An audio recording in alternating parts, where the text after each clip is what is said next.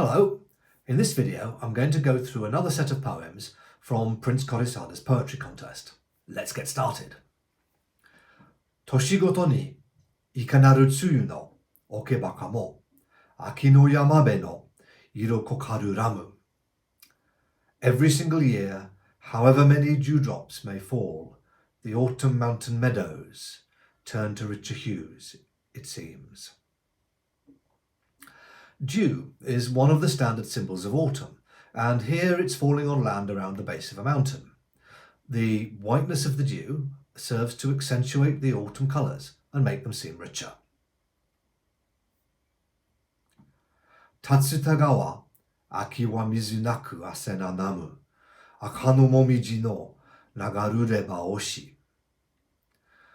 The river Tatsuta in autumn lacks water and is shallow indeed, but though I never tire of the scarlet leaves when they flow by, how I do regret it.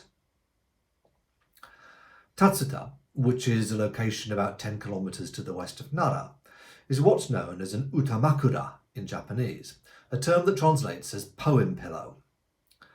Essentially, utamakura were places which had a poetic significance, and so were used in poetry to bring in certain fixed connotations and themes. In Tatsuta's case, the association was with autumn and scarlet leaves, both because the location was famous for them and because the deity of the season was Tatsuta Hime, Princess Tatsuta. The image of the autumn leaves falling on the surface of the river and flowing by was a commonly used one in many poems. Here, the poet is regretting that they have fallen, meaning that the season will soon be over and they'll be gone. Inazuma wa arukanaki ka ni miyuredo mo, aki no tanomi wa honi zo idekeru. A flash of lightning, it may or may not appear yet. In autumn you can trust that ripened ears of rice will. There's a play on words in this poem, in that the word for lightning in Old Japanese was inazuma, which was made up of two different elements. Ina, meaning rice plants, and suma, meaning wife.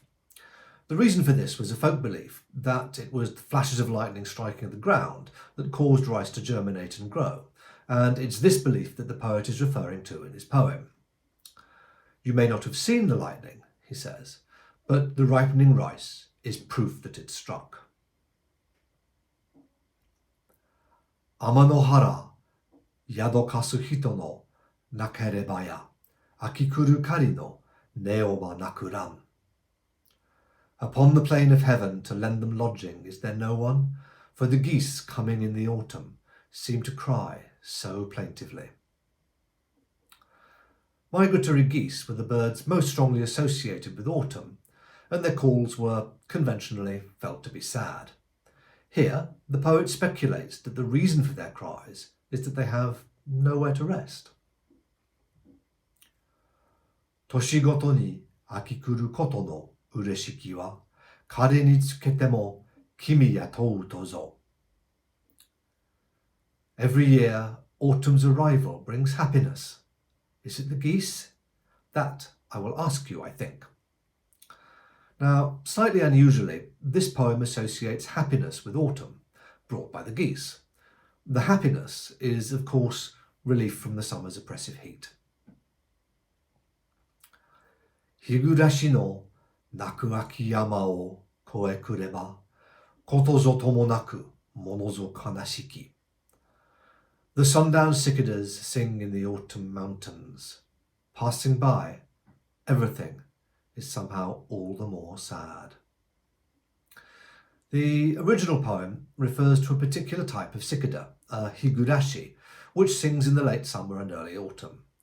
Its name was homophonous with hikurashi, literally, the sun gets dark, that is, evening, or as I've translated it here, sundown. In the poem, the poet is travelling through the mountains and hearing the cicadas sing. It's the evening of the day and the evening of the year, and so hearing the insects sing adds to the pathos of the scene. Aki no noto narizo shinikeru kusamura no miru higoto ni mo masaru tsuyu kana. The autumn fields have all turned to tangled clumps of grass. Every day I sight them. How finer is the dewfall. The lush summer growth is withering away with the onset of autumn, but this makes the dew easier to see and admire. Ame fureba kasatori yama no momijiba wa yuki kau hito no sode sae zoteru. When rain falls on Kasatori Mountain, take your umbrella, for the scarlet leaves set passing folks' leaves alight. Kasatori is another utamakura, but one whose name is used as a piece of wordplay, in that it means taking, tori, an umbrella, kasa. This is actually quite a clever poem, in that the poet is saying that just as Mount Kasatori doesn't actually mean umbrella, so too do autumn leaves not set people's sleeves alight. It just looks that way, just as kasatori just sounds like taking your umbrella. Kurikaeshi wagami o wakete namida koso, aki no shigure ni otozarai kere. Time and again am I broken by tears. The autumn drizzle cannot outdo them. By contrast with the previous poem, this is a direct expression of grief, wrapped up in the seasonal image of the drizzling autumn rain.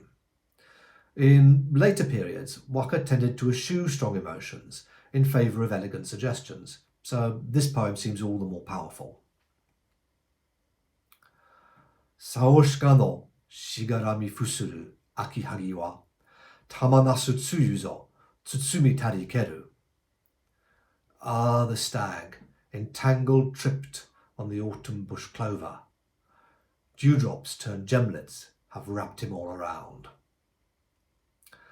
This is quite a complex poem. Stags were associated with autumn, as was bush clover, and on the surface, this is a description of the animal getting tangled up in the plant and falling over. A straightforward description of a natural scene. Now, there's another level though. Stags were male, of course, and bush clover was conventionally female, and was often cast in the role of the stag's mate for whom he was searching in the autumn. So, him getting tangled in the bush clover has connotations of him being caught in his lover's embraces, and this is strengthened by the fact that dew, tsuyu, was also used as a euphemistic reference to sexual activity. So the stags being wrapped in dew suggests that this is what the stag and the bush clover have been engaged in. Kaminami no mimuro no yama o wakayukeba, nishiki tachikiru kokochi koso sure. Deities dwell upon Mount Mimuro where I forge my way, cutting and sewing the brocade of leaves I feel. Finally in this selection, another poem using an utamakura. Mimuro was, and is, located in Tatsuta, and thus was also associated with autumn leaves. The poem uses the standard conceit of comparing the autumn leaves to brocade, which could be cut, kiru, and sewn, tachi. Now, tachi is the continuative stem form of the verb tatsu, meaning sew material, but this also evokes the place Tatsuta, where Mimuro is. That's it for this selection. More to come.